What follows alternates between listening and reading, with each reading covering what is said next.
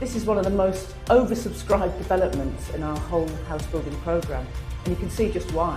Great energy standards to cut bills for residents, amazing interiors to all of these flats, all of which have a lovely private balcony.